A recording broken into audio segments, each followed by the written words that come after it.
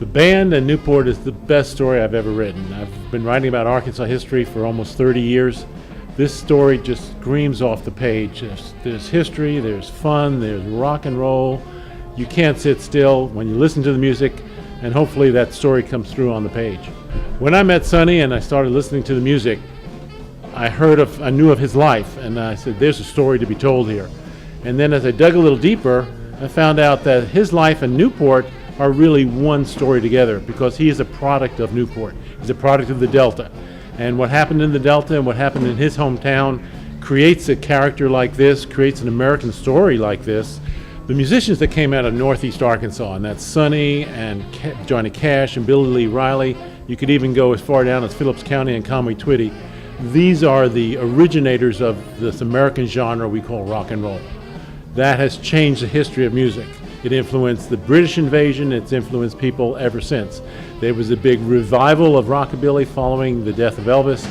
So these guys are patriarchs. They are the ones that first put it on wax, on vinyl, on acetate. They are the ones to whom we owe an immense debt of gratitude.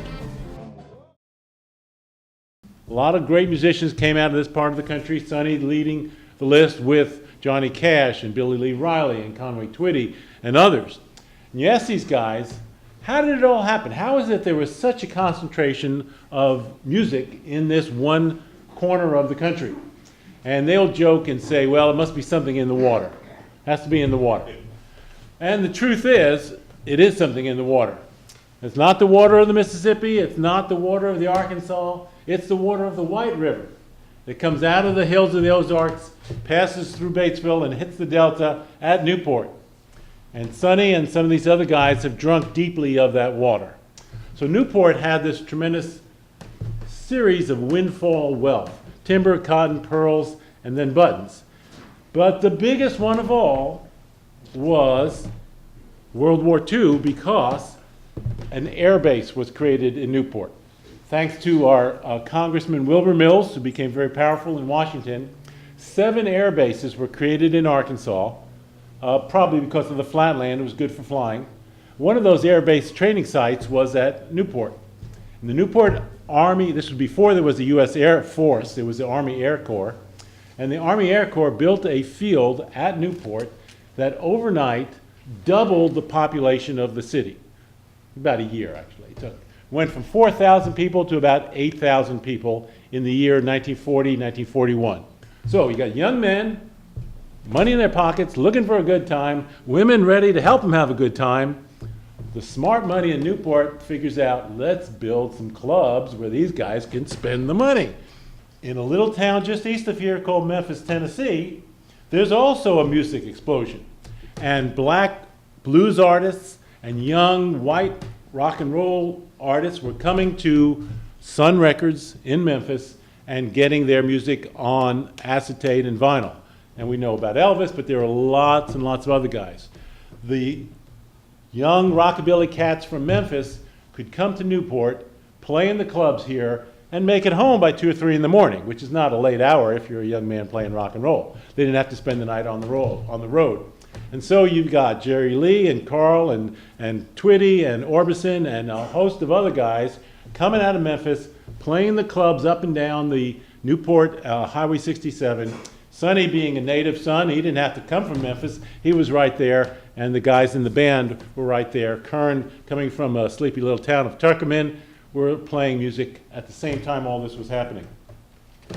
So the clubs are flourishing, the gambling is rolling along, rock and roll is just being established, and Newport has hit its stride. It is the next windfall of wealth and festivities. And I say Newport in the 1950s, very similar to Hot Springs in the 1920s. A little smaller scale than Hot Springs.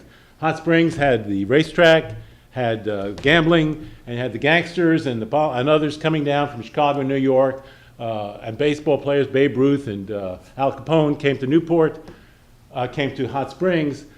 That was the 1920s. The folks that came to Newport in the 1950s, you had all these rock and rollers, and also had professional gamblers came through. Another thing that's happening at this time, in this remarkable mixture of excitement of America in the mid-century, electricity is being brought out into the rural communities. So the Rural Electric Administration and the local electrical co-op, which is the Farmers Electric Co-op, is stringing wires out into the country to farmhouses. There's electricity in the cities, but it's just getting out into the countryside. Most of these guys grew up in homes without electricity. They had battery-powered radios, and they had a well outside. When the electricity comes to these rural communities, think of what this means. It means you can put a pump in your well, an electric pump. You now have indoor plumbing, because you can bring water into the house. And besides the plumbing, you've got light, lamps, refrigerators, record players, radios, a dramatic change of life for rural households. The Rural Electric Association hires these young bands to go out to the communities and give programs where the people can be explained to them what is electricity, what does it mean to you, what are the safety factors, what it's going to cost, how do you wire your house. And to get people to these rural programs, they would hire the local bands like the Rocky Road Ramblers, and there are photos of a skinny young Sonny Burgess. You could tell he's a product of the Depression. He's got stick figure arms and white shirt, lean young man playing his Fender Telecaster. Off in the background is a young Kern Kennedy with a full head of blonde hair, playing the piano, and others. And they give the folks Coca-Colas and maybe a Hershey bar, I don't know. And they'd learn about electricity. So that's where they got the band that we know today as the Pacers. That's where they got their start in a public mode. Tonight, you have got the opportunity to hear that music in person, live, on stage. I'm about to turn it over to the guys that will really rock the joint. And so, without further ado, I'll say thank you, and I'll turn it over to the Pacers. This is the first one we recorded, son. In '56 for Sam Phillip, one called We Want a Boogie. 1, 2.